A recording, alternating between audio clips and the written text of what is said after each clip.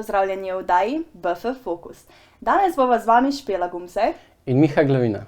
Že od leta 2017 opažamo trend upadanja izvoza okroglega lesa. V lanskem letu ga je Slovenija izvozila za okoli 19% manj kot v letu 2019.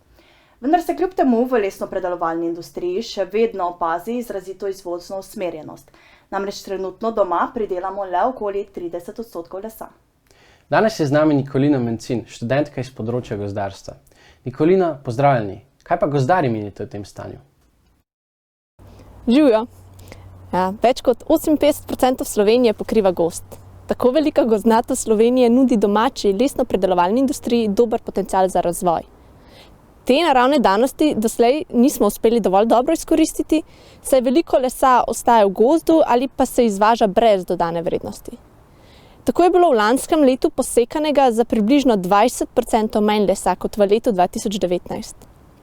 Celoten posek pa je predstavljal 59% možnega poseka po gozdno-gospodarskih načrtih.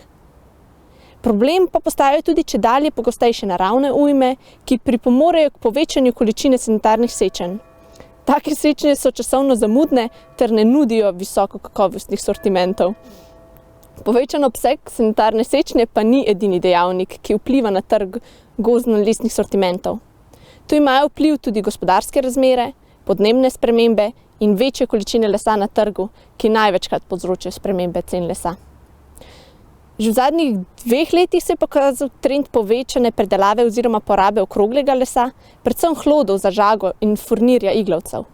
To se je odrazilo kot zmanjšanje deleža izvoza okroglega lesa glede na proizvodnjo ter povečanje uvoza okroglega lesa. Taki trendi lahko nakazujejo preporod lesne industrije in njeno ponovno oživitev.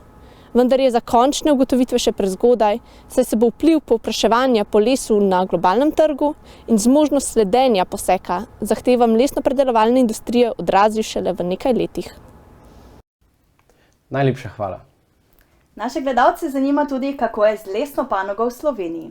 Zato smo k pogovoru povabili tudi Matica Kosaniča, študenta iz področja lesarstva, da nam odgovori na to vprašanje. Matic, pozdravljeni. Pozdravljeni. Lesna panoga v Sloveniji se dviguje od leta 2014 naprej. V letu 2018 smo imeli kar 75% prihodkov v izvozu lesa. Leta 2019 smo v Sloveniji zaposlovali približno 13.800 delavcev, od tega jih je imelo kar 50% srednje, višje ali visokošolsko izobrazbo. Indeks industrijske proizvodnje je v Sloveniji leta 2019 znašal za 10% več kot leta 2018. Slovenski lesni trg je naravnan zelo izvozno. Največji izvozni trgi so nemški, italijanski, avstrijski in hrvaški. Zaradi trenutnih COVID okoliščin se je ta trg zelo zmanjšal.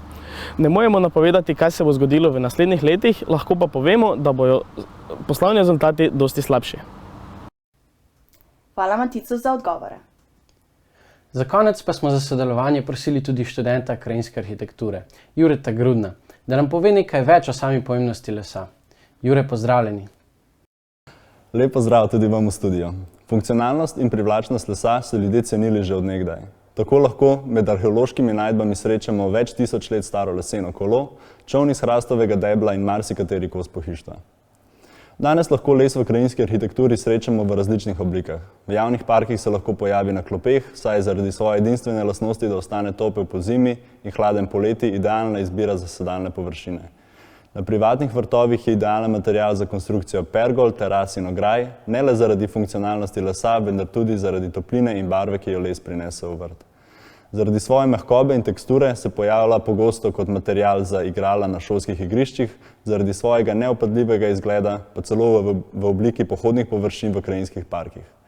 Glavna težava z uporabo lesa je v njegovi obstojnosti. Z novejšimi metodami predelave lesa pa se je mogoče te težave tudi znebiti. Tako dobimo trajnosten in obnovljiv material, ki je lahek, močan, lep in obstojen, kar ga naredi enega najpomembnejših materialov tudi v krajinski arhitekturi.